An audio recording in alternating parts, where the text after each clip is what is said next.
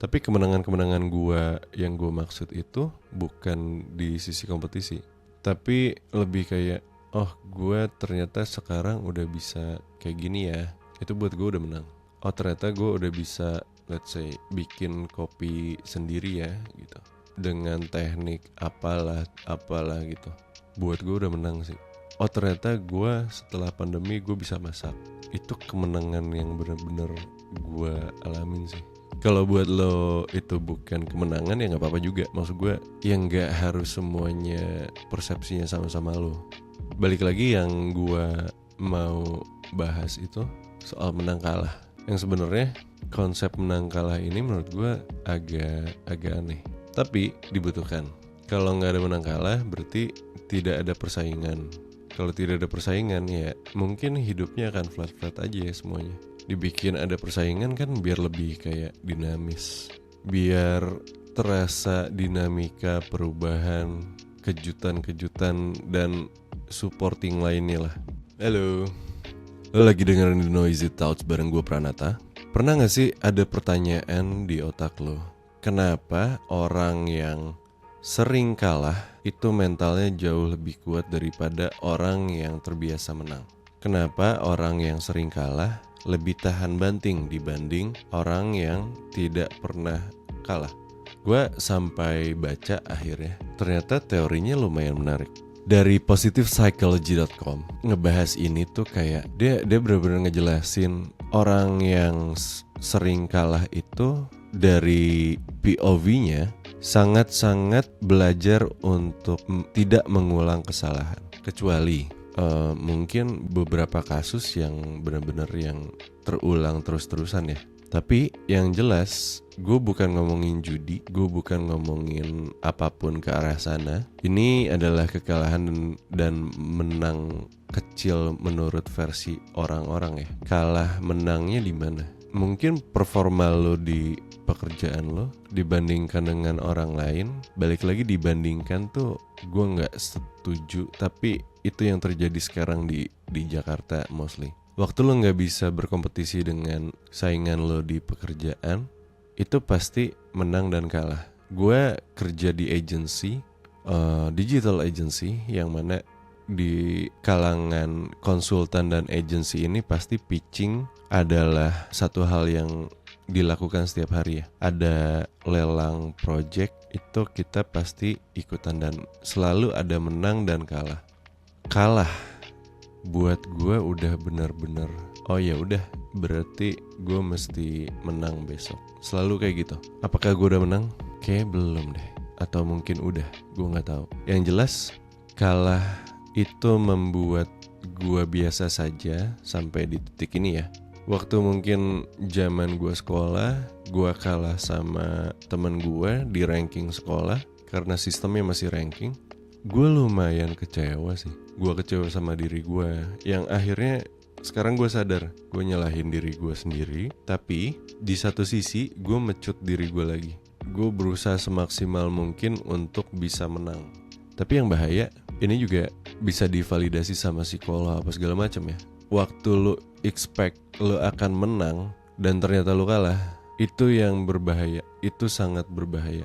Karena waktu kayak gitu tuh semua positive vibes yang ada di badan lo jadi kontradiktif semua. Dan semua sisi positif itu bisa benar-benar hilang total dari pikiran lo. Jadi yang lo pikirin cuma negatif, cuma keburukan, cuma kemalangan dan lain-lain. Gue gak tahu lo setuju apa enggak, kalau orang yang sering kalah itu lebih tahan banting dibandingkan orang yang jarang kalah atau belum pernah kalah, bahkan mental juara, yang mental atlet apa segala macam.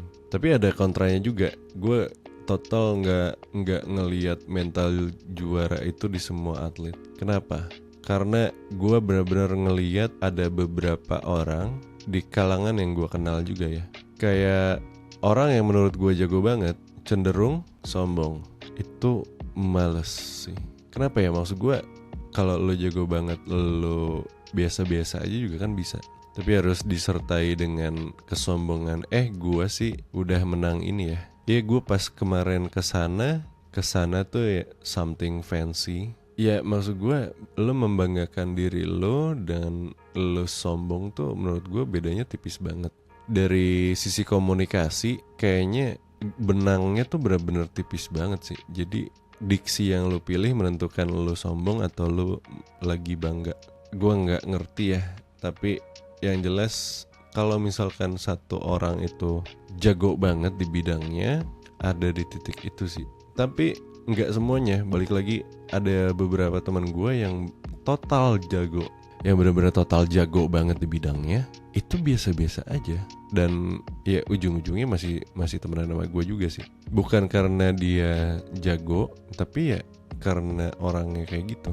Gue lebih nyaman kayak temenan sama orang-orang kayak gitu aja, yang nggak peduli dia siapa, nggak peduli dia punya prestasi apa. Soalnya hal-hal kayak gitu tuh nggak selalu harus di bragging ke lingkungan lu sih. Mungkin kalau misalkan lu ketemu beberapa orang yang akan menentukan karir lu bisa bragging, itu nggak apa-apa. Itu kan kayak showcasing ya jadinya. Tapi kalau misalkan kayak ke teman-teman biasa, kayaknya enggak deh. Lu cuma show off aja gitu maksudnya. Ya kalau bisa nggak usah kayak gitu kan nggak apa-apa juga. Kan lebih ngobrol lebih enak ya maksud gue. Ya gue sih lebih nyaman kayak gitulah intinya. Dan gue ngomong kayak gini juga bukan berarti gue pernah menang, bukan berarti gue selalu kalah juga gitu maksudnya. Gue pernah mengalami kemenangan let's say kompetisi gue beberapa kali pernah menang. Ada beberapa kompetisi lah yang gue ikut. Tapi kemenangan gue yang gue maksud itu bukan di sisi kompetisi, tapi lebih kayak gue ternyata sekarang udah bisa kayak gini ya. Itu buat gue udah menang.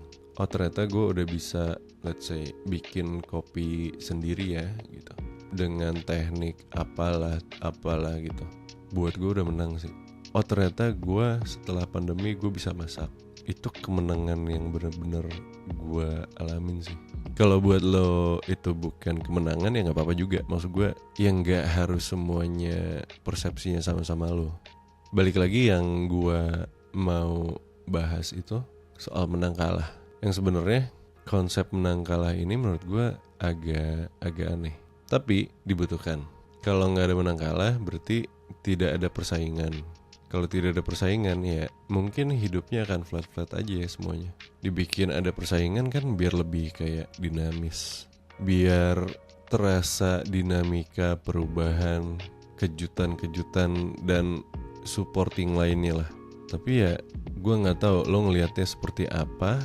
Yang jelas kalau dari data yang dibaca, lo sering kalah juga bagus juga, lo sering menang juga bagus. Tapi kalau terlalu sering itu yang akan jadi masalah sih. Karena lo sudah terbiasa dengan ritme itu, kalau nggak di break ya keterusan, akhirnya dampaknya kemana-mana lah, ke attitude lo dan lain-lain.